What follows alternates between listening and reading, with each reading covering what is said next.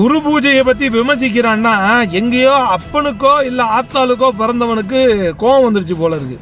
என்னடா நம்ம அப்பனை ஆத்தாலும் மெரினாவில் அனாதை புலமா கிடக்குறாங்க, கோயம்பேடவே குலுங்க வச்சிட்டாங்களே தேமுதிக அப்படின்னு ஏதோ மனக்குமரில் வந்து ஒருத்தர் மூலியமா காட்டெருமை மூலமா குமுறி இருக்காங்க. நான் என்ன கேட்குறேன், குரு பூஜையை பத்தி விமர்சனத்தை மக்களிடம் கேட்ட மணிக்க கடல்ல பேனா வைக்கணும் நீங்களே, அதற்கு நீங்க எப்படி பாக்குறீங்க?